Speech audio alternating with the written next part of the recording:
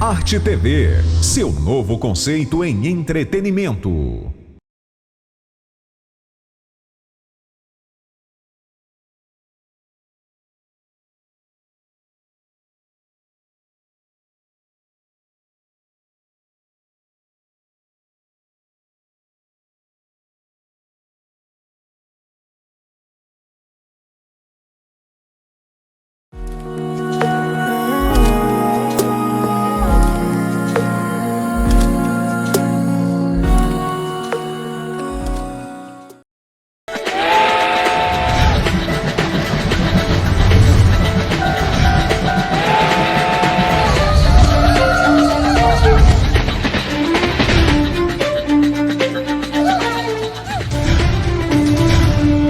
Brilhando a história.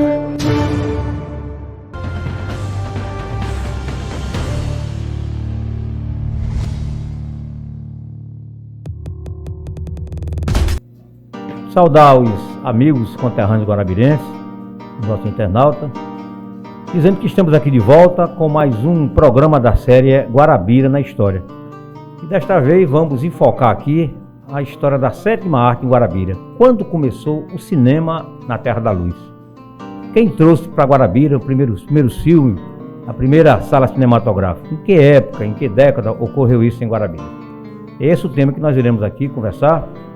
E para isso está aqui ao nosso lado o professor Pessinaldo, nosso parceiro nesse nosso trabalho, né, de resgate da memória histórica de Guarabira. E desta feita vamos falar, como eu já citei anteriormente, sobre a história do cinema em Guarabira. É um tema palpitante, interessantíssimo, professor Pessinaldo, porque há quem diga que a arte imita a vida, e nos parece que o cinema encalha bem essa frase, né? A arte imita a vida, é a emoção viva do cinema, né? E nós passamos por isso na nossa infância, juventude, e ainda hoje o cinema é importante como diversão mundial. Não só no Brasil, não só em Guarabira, mas no mundo. Uma diversão que ainda hoje ela permanece viva, né? Na mente das pessoas, no cotidiano do dia a dia. Mudou-se a tecnologia, mas continua o cinema. O cinema, a grande invenção, né? A grande diversão da humanidade. E o cinema, claro que não começou, professor Pessinaldo e nossos internautas, não começou em Guarabira, claro, né? Teve um início no mundo que foi pelos franceses, chamados irmãos Lumière, né? Era Auguste e Louis. Isso em 1895. Já se vão muito tempo, né? E 2 anos depois, curiosamente, 2 anos apenas, o cinema chega ao Brasil. E curiosamente, professor Pessinaldo, pela mão de 2 irmãos, né, desta feita italianos, né, que eram os irmãos Segreto. Era Pascoal e Afonso Segreto. E eles lançaram esse filme no Rio de Janeiro, em 1897. E o senhor, como já conhece o Rio de Janeiro, já foi no Rio, sabe que tem uma área no Rio interessante, né, chamada Cinelândia, na parte central do Rio, onde se encontra o Teatro Nacional do Rio de Janeiro, uma área muito privilegiada. E recebeu esse nome em função de muitos cinemas que ali existiam, né? Por exemplo, o Cinema Odeon, o Cinema Parisiense, o Cinema Trianon. Inclusive o famoso chorinho de Ernesto Nazaré, chamado Chorinho Odeon, ele fez esse choro em função do Cinema Odeon, que ele era lá pianista. Pois bem, e o cinema daí para frente, pessoal, espalhou-se Brasil afora, chegando nas capitais e depois interiorizou-se, né?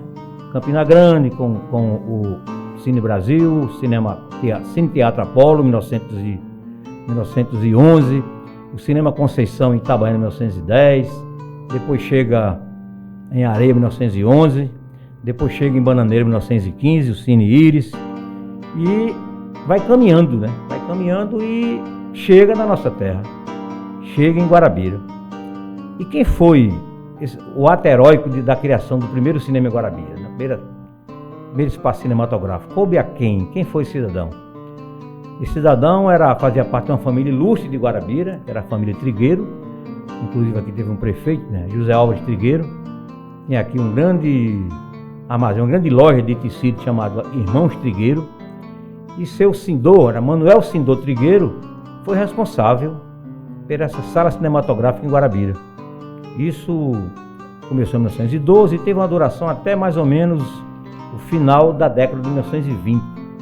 É claro que um equipamento muito simples, né?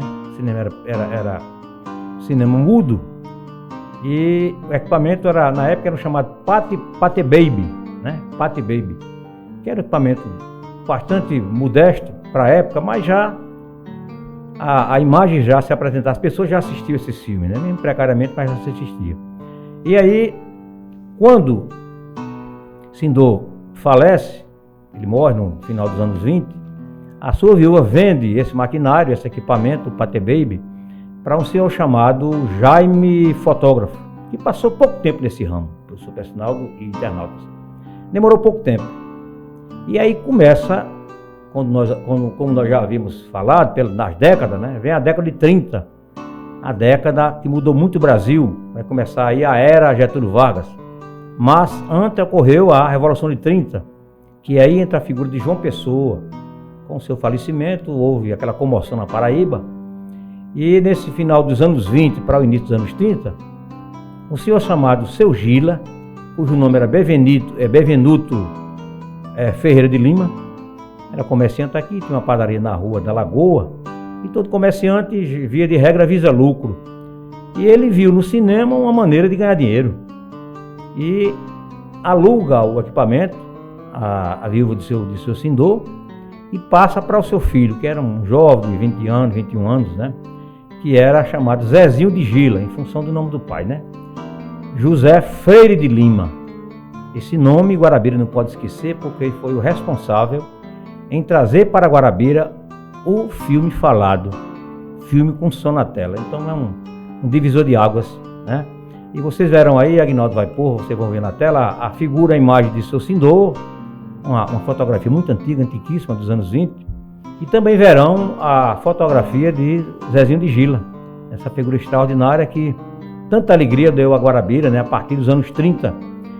Ele assume esse equipamento do Cine Independência, que era o nome do cinema de Sindor, Cine Independência, e ele passa, com a morte de João Pessoa, começou o nome de João Pessoa a ganhar espaço em logradouros, em prédios, né, em ruas. E Zezinho de Gila, em homenagem a João Pessoa, colocou o nome do cinema dele, João Pessoa, Cine João Pessoa, né? Inclusive, Agnaldo vai colocar na tela aí uma propaganda de 1931, um documento raríssimo. Ele vai postar na tela para vocês verão aí, um documento de 31 desse cinema aqui em Guarabira. Com o passar do tempo, Zezinho muda o nome do cinema para Cine Guarani, nome também muito interessante, acho que baseado aí na obra de Zé de Alencar, ele batiza o nome de Cine Guarani. Ainda era cinema mudo. Tinha uma bandinha chamada Band Jazz, que alegrava, né, o cinema. E tinha um italiano chamado Vicente Pifani, que tocava violão, Juvenal do sax. Tinha outras pessoas que faziam parte desse grupo de animadores do cinema. Quando a cena era lenta, uma cena romântica, a música acompanhava a valsa lentamente. Quando era, por exemplo, um faroeste, uma cena mais rápida, automaticamente os músicos aceleravam, né, a melodia. E aí era comum nessa época do cinema mudo, né? E Zezinho de Gila teve o mérito de, no dia 16 de agosto de 1935, trazer para Guarabira o primeiro filme falado, né, que o som emitia da tela, chamado Sombras da Noite, era o Jack Sheldon, né, da tradução inglesa. E aí foi algo que mudou, né, a maneira de assistir filme. As pessoas ficaram extasiadas, os jovens, era um point onde se reunia a sociedade guarabirense. As pessoas pobres também, a chamada High Society, estavam ali presentes. O cinema, em relatos que nós chegamos a conversar com o seu Zezinho, professor personal, amigo guarabirense, tinha duas partes, né? Tinha uma parte separada, né, com cadeiras, e uma parte mais comum das pessoas mais pobres. Eles colocavam, o seu Zezinho colocava tábuas em cima sobre caixa de cerveja, e aí sentava pessoas mais pobres, né? E até tinha pessoas que, uma parte que ele chamava de a ralé anarquista, que geralmente essas pessoas faziam balbúrdia, né, no cinema, gritaria, e tá lá seu Zezinho, acendia as luzes e punha para fora esses anarquistas, segundo ele, à época, né? Então, Zezinho de Gila teve esse mérito, né, de trazer o filme esse filme falado para Guarabira. Mas recebeu críticas no dia posterior à exibição do filme falado, naturalmente a juventude, a garotada, pelo fato do filme ser em inglês, né, não havia tradução, ele não entendeu. Disseram que o seu Zezinho tinha feito enrolação, não tinha enganado, não tinha... Aí com o tempo começou a surgir as legendas e facilitou, né, a leitura das pessoas. E esse é um feito importante, né, que a gente não pode esquecer. Zezinho de Gila começou com o cinema mudo e posteriormente trouxe para Guarabira o cinema falado. Um gesto importante de Zezinho de Gila com relação à sétima arte em Guarabira. E Zezinho continuou com o cinema até mais ou menos os anos 40, quando aí, professor Pessinaldo, ele sente que a dificuldade da energia, muita queda, né? O motor de luz de Guarabira, nessa época era comandado pelo Dr. Eládio Nunes, que havia comprado o motor dos anos 20 ao Coronel Tota Miranda. Melhorou um pouco a luminosidade, mas mesmo assim caía muito, né? E isso prejudicava muito as sessões de cinema de Zezinho. E ele, desgostoso, sem o apoio necessário, ele pega seu assinal, seu equipamento, né? E vai para João Pessoa e instala o cinema em Cruz das Armas. E curiosamente, pessoal e caros internautas, houve um fato que lembra muito o Cinema Paradiso. O cinema Zezinho de Gila, infelizmente, incendiou-se. Perdeu quase todo o equipamento, né? Um fato curioso na vida de Zezinho de Gila. Mas esse nome, nós guarabirenses, jamais esqueceremos, né? José Freire de Lima, Zezinho de Gila, foi a pessoa que deu esse grande passo na história da sétima arte em Guarabira, trazendo o cinema falado, o filme falado para Guarabira, né? Primeiramente, o nosso cumprimento a quem nos está assistindo nesse momento, professor Vicente Barbosa e Aguinaldo ali na técnica. Eu quero fazer algumas observações antes que a gente possa conversar sobre esses anos, a partir dos anos 50, né, no final da década de 50, começo dos anos 60, onde surgem os dois grandes, me parece, maiores cinemas, não do ponto de vista da criação, tal, mas da estrutura física.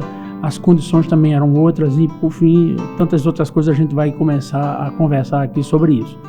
Mas era preciso, eu quero relembrar que no programa passado nós falamos sobre a questão da rede ferroviária e o tema parece que está sendo bem planejado entre nós quando a produção nos ajuda a escolher os temas para a discussão nos nossos programas. Quando a gente fala da modernidade, o cinema está também nesses elementos da modernidade. 17 anos apenas de Paris a Guarabira, quer dizer, um tempo muito curto, o cinema caminhou muito rápido, foi muito veloz, desde a produção como da tecnologia, saindo das máquinas mais antigas, a manivela que rodava, até as câmeras modernas de hoje. Outro fato interessante que a gente vai percorrer e vai observar isso é que o cinema que surge, quando ele surge na Paraíba, quando ele chega, que surge o de Guarabira em 12, mas já vinha caminhando e o surgimento dos cinemas nas décadas de 9, de 10, nos anos de 9, 10, 11, 12, concomitante praticamente. Porque quando surgia em Itabaiana, surgia em Campina Grande, surgia em Alagoa Grande depois, Guarabira estava nesse contexto aí, dos surgimentos, da proliferação dos cinemas por todos os grandes centros paraibanos, né? E Guarabira não estava diferente, estava incluído nesse contexto aí. Outra coisa interessante, quando a gente fala, o cinema começa a tornar-se mais popular, os cinemas, tanto que tinha as vigilâncias, tinha o guarda com a lanterninha, que era para fazer uma certa forma de censura. Você, em outro texto que eu tive a oportunidade de ler, você cita bem isso, não esqueceu, e fala justamente sobre esses espaços onde tinha o trafegado lanterninha, que ele era uma censura dentro do próprio cinema, né? Um momento de abertura, mas que ainda tinha um comportamento conservador e que só depois isso é quebrado pelo cinema. O cinema me parece ter sido muito mais avançado do que a própria TV, embora o cinema receba depois influência, combate forte da televisão, e 100 anos mais na frente, e a gente percebe que o cinema foi mais ousado no beijo direto, no abraço, nas cenas mais íntimas, enfim, o cinema teve essa coragem. Ele avançou nesse aspecto, porque a televisão ficou muito mais controlada por mais tempo, e tanto que hoje que a gente vê uma lei, necessidade de uma lei para abrir espaços para que os atores negros tenham um percentual em cada novela, em cada programação, um percentual da participação dos negros na produção, no fazer televisão. O cinema já estava bem mais avançado com relação a isso.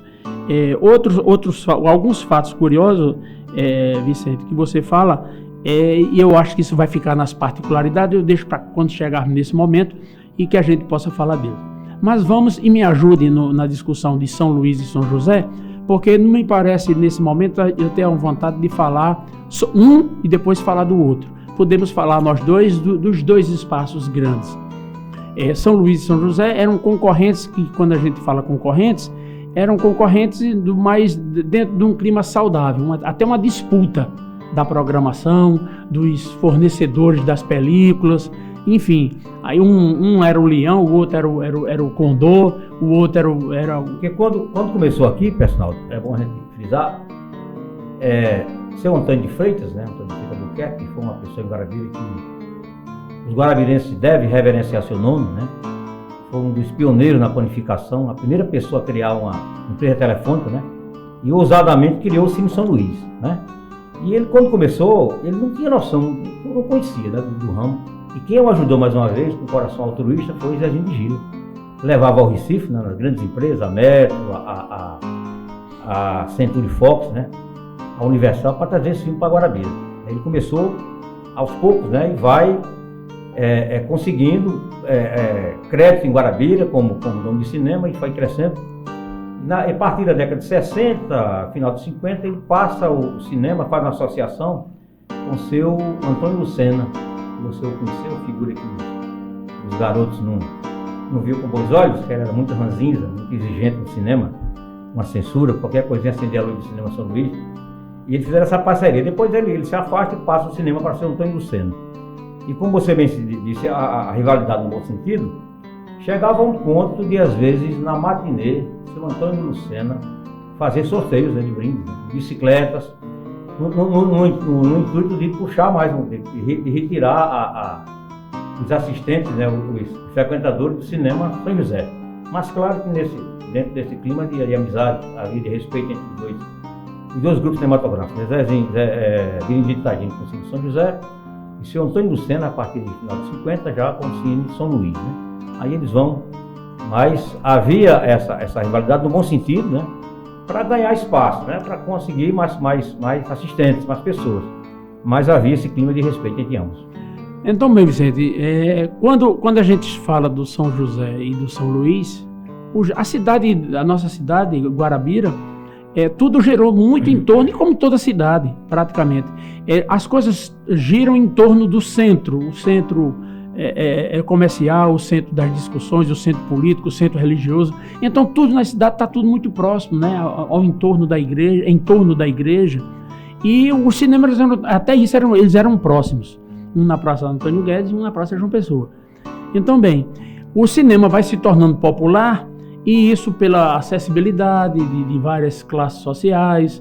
As cadeiras privilegiadas ficavam à frente, que o Osmar de Aquino, em outro texto seu, eu lembro que o Osmar de Aquino era um dos cadeiras cativas. Inclusive no Cine São José, eu me recordo bem, eu garoto, 10 anos, 12 anos, me recordo que no Cine São José, quem tinha cadeira cativa era o doutor, dentista em Guarabira, né? Doutor Pedro Barbosa, separado. Chegava lá, às vezes, a gente chegava atrasado e ficava uma cadeira, que eu me recordo que o porteiro era Cassimiro, e era taxativa, ele dizia de modo taxativo, essa cadeira aqui é reservada para o doutor Pedro Barbosa. Esperava até começar o filme, né? Muitas vezes ele chegava, o filme tinha começado, mas a cadeira era a cadeira cativa, né? O pessoal do nível melhor. Mas como você falou, o cinema ele vai ganhando projeção, abrindo espaço, porque quando ele começou, né, era um convite a um cinema, a um filme, era irrecusável, né? Como a gente sabe muito bem, que se diz que o cinema era um ritual pontuado de joias, né, de perfumes, de roupas. Havia ao redor da Praça João Pessoa e na Praça Getúlio Vargas, que hoje é o calçadão da Lima Moura, as moças e rapazes ficavam fazendo o que chamam em inglês footing, ou seja, caminhando, e às vezes as mães vinham para vigiar, né? E ali eram melhores roupas, os melhores sapatos, né? As moças elegantemente vestidas com batom, com blush, com laque no cabelo, os jovens com brilhantina, o cabelo engomado com brilhantina glostora. Então era um momento, né? Era importante esse momento. Notadamente, pessoal, nos sábados à noite e no domingo, onde vinha muita gente, e aí pessoas de um nível social de mais poder aquisitivo, mas também as pessoas mais pobres começaram a ter acesso. E o cinema, né, na verdade, ele foi um forte concorrente do teatro. Ele começou a expandir-se de modo que o teatro recolheu-se um pouco, a não ser nos grandes centros. Em Guarabira, o teatro aqui funcionou na década de 50 e era chamado de drama, né, no começo. Mas com o advento do cinema, com a estrada cinematográfica, houve uma queda acentuada no teatro guarabirense, porque o cinema tomou a vez, uma diversão relativamente barata, onde as pessoas podiam ter acesso, né, os ingressos. Isso aí foi importante demais. Você citou aí nessa questão social, das classes menos abastadas e mais abastadas, ter a condição de frequentar o mesmo cinema. E a gente acha, e dá para entender, que no cinema mudo, ainda o cinema mudo, que aí é uma grandeza do cinema, da capacidade do cinema terrível, quanto justamente do cinema mudo, e você como Chaplin, eu acho que foi o grande carro-chefe para arrastar o cinema mudo, porque Chaplin fazia transmitir na linguagem da leitura do corpo, da gesticulação, ele levava as mensagens e os protestos e as críticas, e era engraçado, era um humor de modo muito bem elaborado, tanto que é uma referência do cinema mundial. Não existe outro Chaplin. Perfeitamente. Então, todo esse tempo, passaram esse tempo, né? Tempos modernos, né? Luz da cidade, Luz da Ribalta. Que tempos modernos é justamente uma leitura desse tempo moderno que a gente está falando, que o cinema está inserido, né? Da produção em série, enfim, toda aquela história da Revolução Industrial, que foi refletida na Revolução Industrial.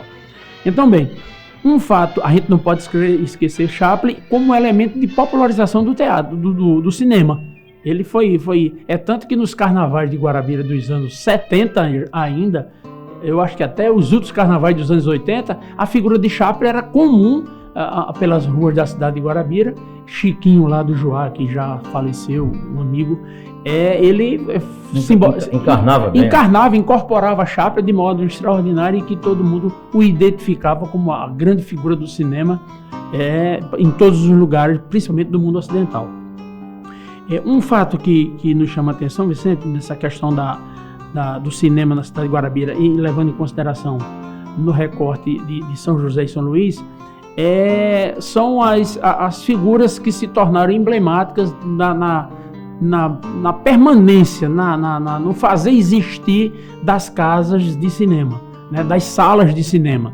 Se de um lado, no São José, a gente tinha Cassimiro, um porteiro exemplar ao longo dos anos na vida de Expedito Targino, de Benedito Targino, nós tínhamos Seu China do outro lado, no Cinema São Luís, também como figura conhecidíssima na cidade, aqui constituiu família, as filhas professoras, enfim, pessoa nobre, interessante. Se nós tínhamos o Chita, que carregava uma história bem lá atrás de Seu Joquinha, quando tinha os dois cinemas de São José, o titular e o segundo plano, Chita era um popular, um rapaz que carregava os rolos de fita naquela caixa metálica, né? Chamada lata, né? A lata, com a celuloide. Perfeitamente, com aquela fita perfuradinha ao lado. Então, esses elementos, Zezinho depois, que foi porteiro do cinema, foi jogador de futebol na cidade, foi artesão. Então, são pessoas, o cinema, constituído também no seu fazer por pessoas simples da sociedade guarabirense. Os bilheteiros, né? Os bilheteiros. São Luís, tinha Paulo Belarmino e Albenides, que depois chegou a pessoa de funcionário do Banco do Brasil. Fez concurso, mas um rapaz humilde, que trabalhava, era aluno do colégio estadual. Se eu não me engano, natural de Araçagi. Daquela região. Pessoa, me recordo bem, o São Luís tinha apenas uma bilheteria. E era uma agonia, né? Quando o filme Tarzan, a garotada chegar a pegar colocar a mão para pegar o ingresso, era uma dificuldade. O São José já tinha 2 bilheterias, né? Facilitava mais. Quando era aqueles filmes de muita audiência, era mais fácil. Então essas figuras, como você falou, Seu China, Cassimiro do cinema, Cassimiro Andrade, os projecionistas também, né? Tinha Galego do cinema, São José e Zé Barbudo, né? Zé Barbudo. Que hoje, Zé Andrade. Zé Andrade, figura extraordinária, né? Era já projecionista lá no Cinema São Luís. são pessoas que a gente não pode deixar de pontuar, né? E lembrar desses nomes importantes na nossa juventude. E nesse contexto aí, Vicente, o cinema já tem uma dimensão popular, um entretenimento para o final de semana, muito interessante. O São José tinha uma programação que na quinta-feira, Benedito tinha um outro olhar para o cinema, e o cinema como arte, porque Benedito já era músico, já tinha um olhar diferenciado para a inclinação, para a compreensão da sensibilidade daquele que quer construir arte, que quer construir sonhos, ilusões, pensamentos, enfim. Então, por ser músico, talvez tivesse influenciado a ele ter uma programação, uma matriz, uma grade, em fazer a programação da quinta-feira. Era um filme mais requintado, de compreensão histórica. Uma espécie de cinema, ele criou uma espécie de cinema de arte. Naquele tempo, né, o cara tem uma visão dessa, aí vinha filme como Psicose, né, filme até certo ponto completo, de Hitchcock, né, vinha Zorba o Grego, né, O Homem e a Mulher, eram filmes de pessoas, não era para pessoas vamos dizer assim, de baixa compreensão, era um tanto complexo. Ele tinha essa questão. Quando era no sábado, ele colocava um faroeste, um Tarzan.